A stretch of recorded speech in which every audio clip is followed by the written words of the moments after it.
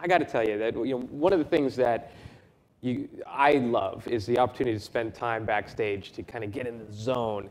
And I find myself, as I was mentioning to Kari, that I was geeking out for a moment, like, this is so cool.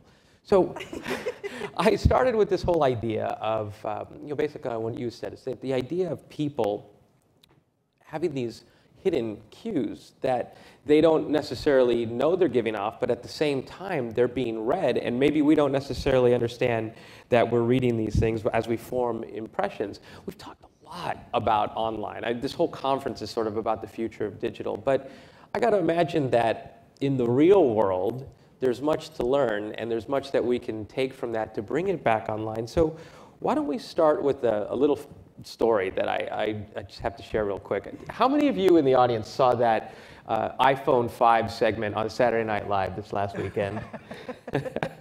so funny because I smack things all the time, and I wish I had an app for that.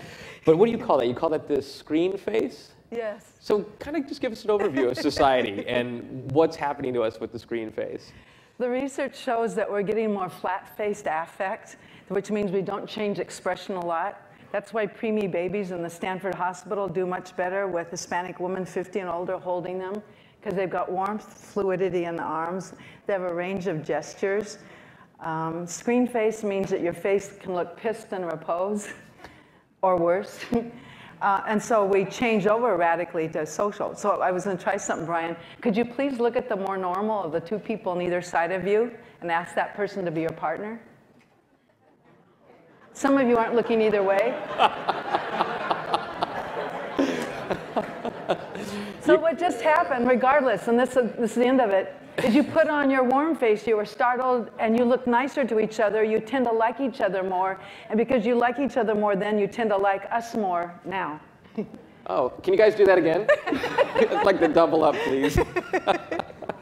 Well, that's an interesting thing, though. I guess that's why they call it icebreakers, is sort of get people looking at one another differently and sort of bring up a mood of collaboration and communication rather than one of sort of tense standoffishness. But how does that sort of apply to the world of digital? Well, since everything's turning video, I think the warmth we bring to it, for example, even if it's only an audio piece or you're even texting, to the degree you're smiling and you're loose and warmer, that does come through, whether it's video, audio, or even in print. So that old research about if you smile, you feel better, the other person does, it pays off. But it's also how we tighten up, shoulder up. Those cues affect us and others. It is very contagious to the third degree, as James Fowler and other people suggested. There's an idea, though, that as engagement becomes sort of paramount in the future of, say, business, right? And relationships, we throw that word around, like to the point where I hope it doesn't lose its meaning or its value or its intention. But really what we're talking about is these hidden cues and sort of how you conduct yourself in terms of mannerisms, whether it's in the real world or online, is actually the foundation of which those relationships are ultimately built. Yes, absolutely. That's very well put. And I'm up here in front of everybody. Has anybody read the book Quiet by Susan Cain? It's about introversion. It's brilliantly written. I grew up a daydreamer and quiet. So this is, being a speaker and being a journalist is odd. And it's not like you want a glad hand, and a bright grin is sometimes extremely irritating to people. So it's the warmth of your whole being. Right. And you can change your face. If you haven't read Dr. Paul Ekman's stuff on the 7 universally expressed emotions, and to be more aware of your face in repose, I think that's the best start. Is that something that's learned, or is that sort of just inherent in who you are? Or is it a product of society or culture? It can be adjusted. That's the dramatic thing. And in fact, I'm working with 3 people who work with trauma people, soldiers coming back, and traumatized children. And one of the easiest things to do is if there's warmth in the people that surround them while they're doing some of their activity, they actually feel the warmth and they start imitating it, because we're essentially imitative characters. And that reduces their trauma rather than addressing it directly. So in fact, there's a big controversy now about whether you should talk through your trauma to get rid of it, or does it embed it more in the brain?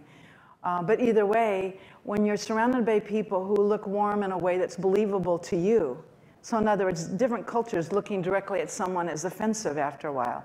So it's warm and congruent for what they recognize as seeming safe, warm, and congruent. Is this something that is, let's take an idea of online community, for example, and many times, we'll just use a basic example, social marketers will develop a community, hope to grow that community, measure the size of that community based on the numbers or the interactions within the community.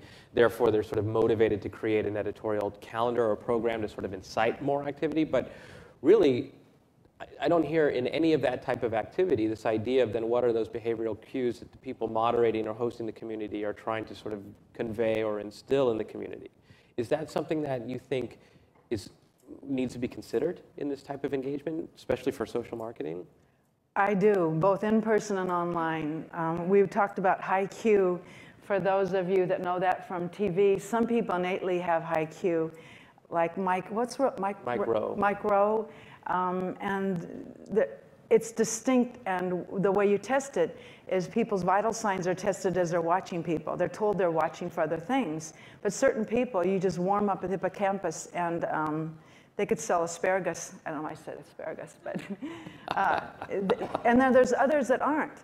But the other part that I like is the contrast of people. If you have one really warm, outgoing person naturally, and one that's not, the introverted, low affect person can actually do the close, ask more direct questions. The other person can warm it up. So part of camaraderie is the playoff in social media and in real life between people that look and act much different but are clearly convivial.